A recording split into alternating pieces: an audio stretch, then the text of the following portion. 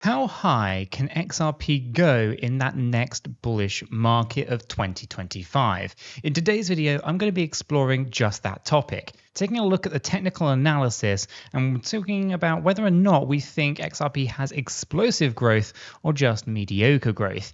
As I get into today's video, if you do find it useful and informative, smash that like button. If you're new, subscribe, and let's take a look at what's going on with the price action of XRP. So here we have XRP paired up with USDT. We are on the 1 week Bitstamp data. Now, if you guys were following on with the previous video that I did talking about how the election year has an impact on XRP's price action and how we had these kind of triangular wedge patterns, I've added just a little bit to that. As you can kind of see, there's some 5-wave drawings on here, and I want to explain what they are in a little bit more detail so that you can kind of see where we think things could potentially be going.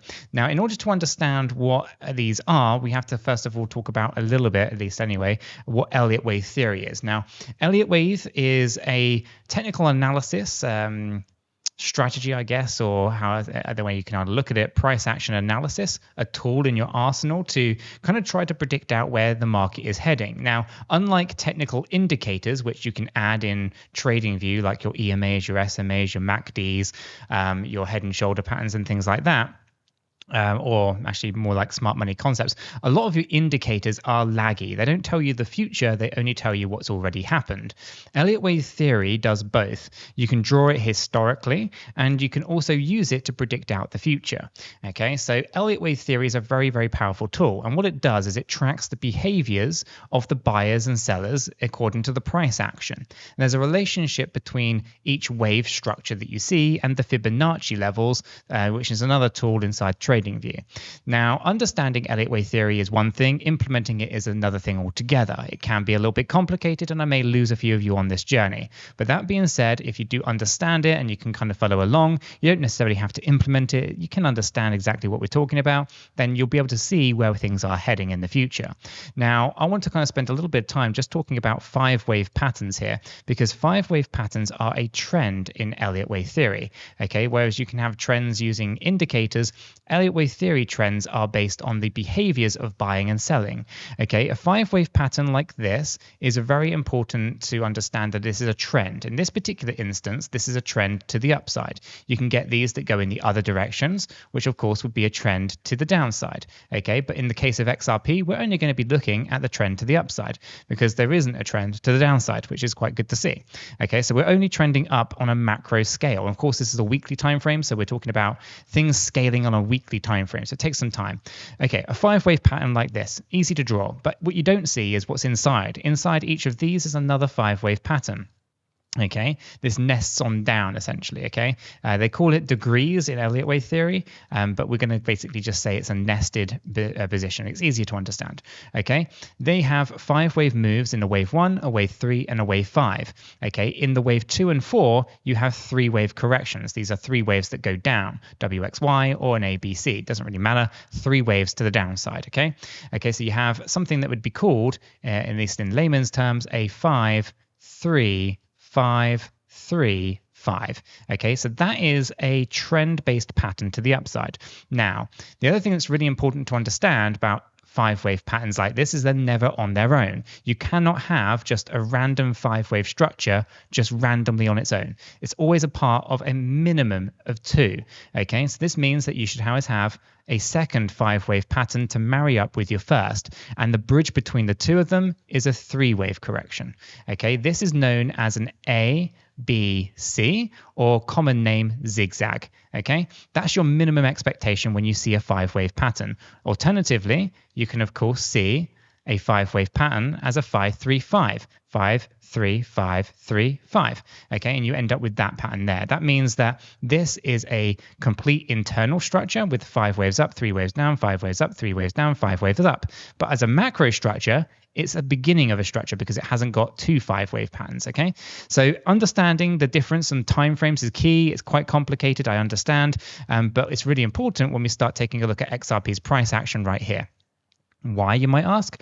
Simply because we have a wave 1, 2, 3, 4, and 5 from our lows of 2014 into the peak of this, January 2015, down into the lows that we had in January to December January in 2017, up into the peak of wave 3 in May of 17, down in September of 2017, and then finally the peak in December 2017. This is a 5-wave pattern, and until recently, of course, it's been on its own. There's only been one of them, meaning that we are waiting for that next big break to the upside.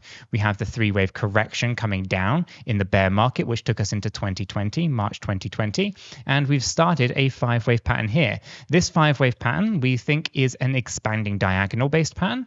Okay, it's not your standard typical 5-wave structure, because it expands out and it does fit all of the rules of an expanding diagonal. Expanding diagonals can happen in a wave 1 or a wave 5. They cannot happen in a wave 3. Okay, so we know that this is the beginning of a potential reversal pattern for XRP. That puts our bear market low point down here at 11.4 cents, I think, if I snap that to the right wick. Yeah, okay, 11.4 cents in March of 2020. Okay. The first 5-wave pattern basically is mirroring what happened over here in 2014. Okay, so we have our 2014 reversal, if I can connect the right thing, right? 2014 here, and we have the same structure really over here. That means that we're looking for the wave 3 to happen next, meaning that all of everything that we see going on right now is basically the wave 2. Or essentially this pattern over here ahead of what happens next. Okay, so some people might be inclined to go ahead and just find the bar pattern and basically copy that over, which I can't actually see for looking anymore. I know it's on here somewhere on TradingView. I don't really use it all that often, so that's why I can't see it, but it would be one of these patterns somewhere. I can't find it, so I'm not going to worry about it. But basically, they would copy the structure of what you see over on this side. So they'd copy that 5-wave pattern and they'd paste it over here, and they'd give you an idea as to when it goes. Now, that's not very accurate because it's not going to be mirroring exactly the same price action. You can already see that this price action is very different to the price action that we saw before. It was more impulsive over here in 2014, whereas in 2021, it was more of this kind of corrective structure, but is still impulsive in a bigger macro sense. Okay, so very different structures. We can't just copy what happened previously and paste it over this side and expect the same results. It's not going to happen. But what we can do is give ourselves a bit of an idea as to kind of where the next structural points are going to be. Based on Elliott wave theory and based on this being a kind of expanding diagonal, and based on our current corrections here, our next kind of major moves are going to be very, very significant, okay? And there's going to be many different reasons and catalysts for that. Obviously, I've been in the past talking about minimum expectations. Minimum expectations are previous all-time high at 331.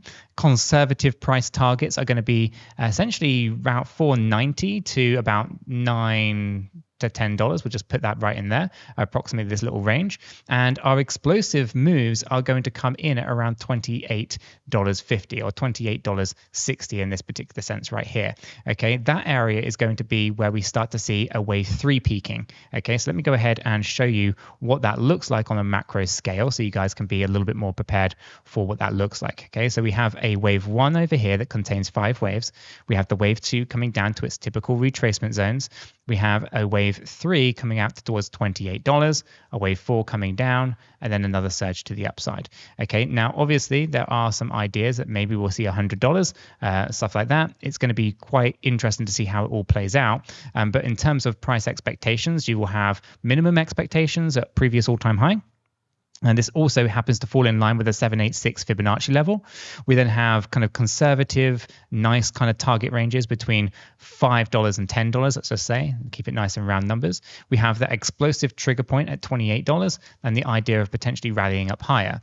Okay, now, it's worth noting, okay, that although our expectations are that we have another big zigzag, another big kind of 5-wave pattern here, which basically plays out as a big zigzag pattern. So we have a big kind of zigzag pattern like this playing out. That's what we want. There's no guarantees of it. Okay, it's possible that we're still in corrective patterns here, and we are likely to see further price action declines before we get into those explosive moves. So for that, it's important to note that actually this $4.90 to $9.50 is going to be your zigzag pattern of a corrective pattern. So we have 5 waves up, we have 3 waves coming down, we have 5 waves going up, and we only hit $4.90 hypothetically. That there could put us in the range of a breakdown. That breakdown could be an irregular flat or a running flat correction, okay? So be aware that there's still possibilities here for XRP's price action not to do the things that we want it to.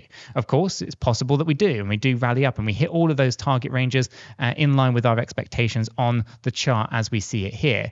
Either way, it does look to me like XRP is in a position to see exponential growth over the coming kind of months and years. The question is just how high can XRP actually go?